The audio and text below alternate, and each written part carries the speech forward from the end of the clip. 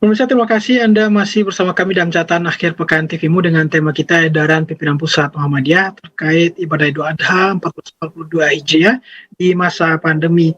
Masih bersama Ayahanda Profesor Dr. Dadang Kahmat. Dan langsung saja kita sapa pemirsa.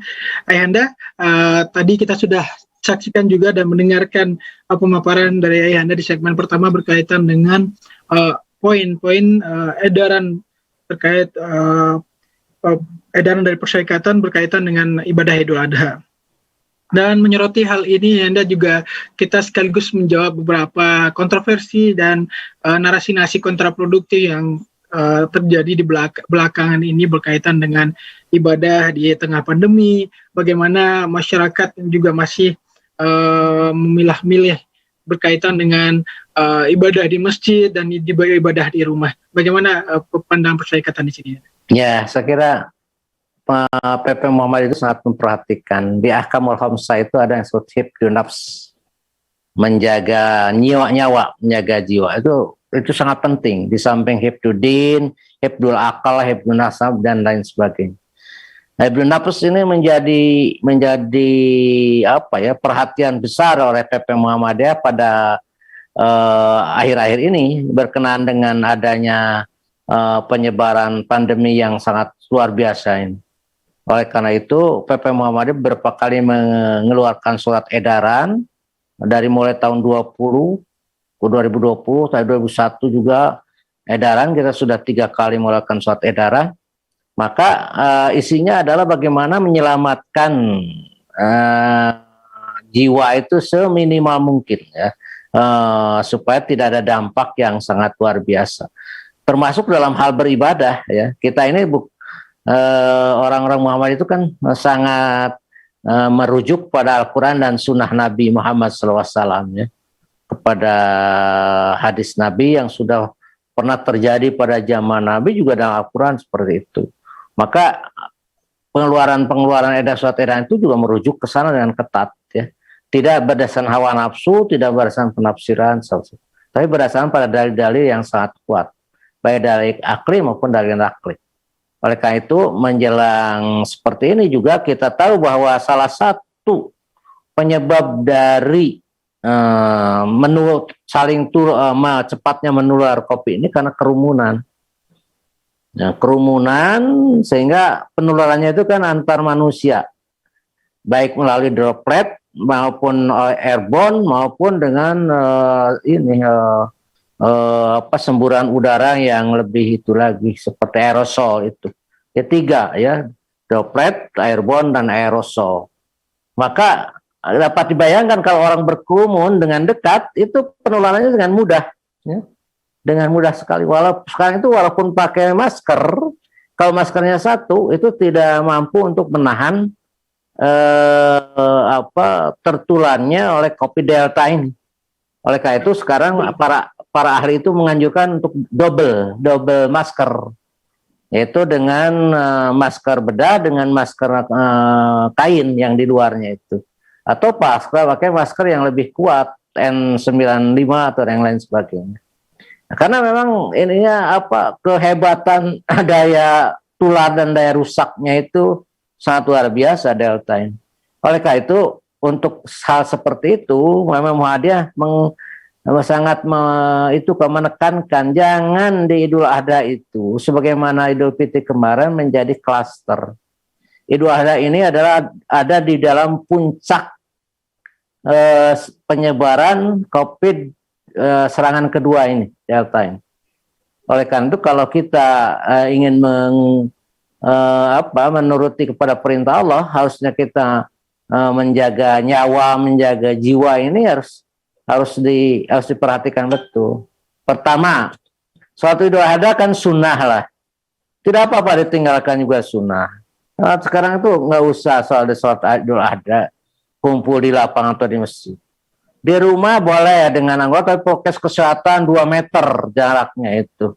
Walaupun dengan sesama anggota keluarga tetap harus pakai protokol kesehatan.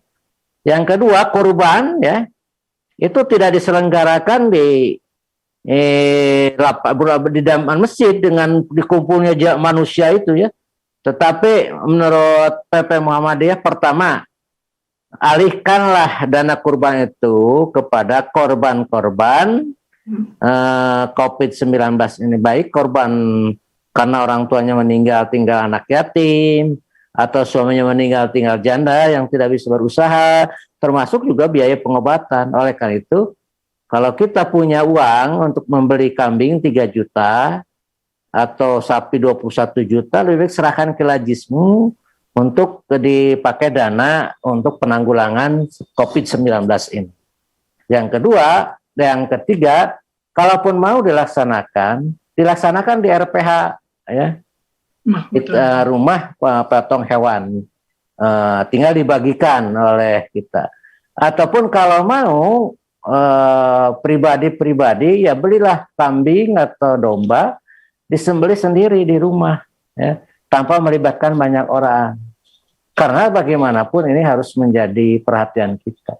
Tapi Muhammadiyah lebih menganjurkan uangnya lebih baik dipakai untuk penanggulangan. Yang paling bagus mah kurban, ya, tetapi dengan protokol kesehatan juga memberikan bantuan kepada korban-korban. Saya kira ini merupakan satu Muhammadiyah itu konsisten, perhatian betul nih pada kesejahteraan umat manusia ini, gitu. Sehingga seperti itu, Ananda, ya. Baik, Yanda, itu sangat jelas sekali itu bagaimana ikhtiar dari persyarikatan. Mungkin hampir tiap kebijakan yang dikeluarkan oleh pemerintah, bahkan sebelum pemerintah mengeluarkan kebijakan, Muhammadiyah lebih dahulu telah mengeluarkan beberapa kebijakan yang berkaitan dengan sikap persyarikatan melihat realitas yang terjadi, apalagi perkembangan kasus COVID-19. Dan itu juga Idul Adha ini juga sebagai antisipasi seperti yang Anda sampaikan, bagaimana perkembangan COVID-19. Kita tahu varian yang saat ini menjadi kekhawatiran kita dengan daya tular yang sekian masif dan juga penyebaran yang kian meningkat. Tentu kita dibutuhkan ikhtiar yang lebih kuat tentunya, ya, Anda. Dan juga dari persyarikatan telah mengeluarkan beberapa kebijakan-kebijakan yang konkret juga berkaitan dengan ikhtiar kita bersama untuk menangani pandemi ini. Baik, Anda bicara tentang Idul Adha, tadi juga ada bicara tentang kurban dan juga pemotongan hewan kurban, dan itu konteks dalam mungkin bisa dijelaskan juga, ya, Anda, bisa dialihkan kurban dana kurban untuk membantu warga.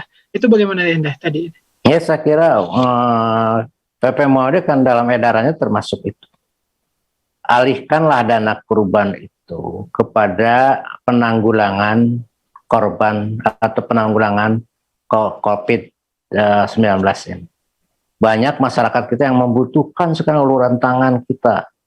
Membutuhkan untuk obat yang sangat mahal, membutuhkan untuk perawatan, untuk istirahat, untuk konsumsi. Sebab orang-orang korban yang terkena COVID itu dalam baik waktu isolasi mandiri maupun isolasi itu perlu suplai makanan.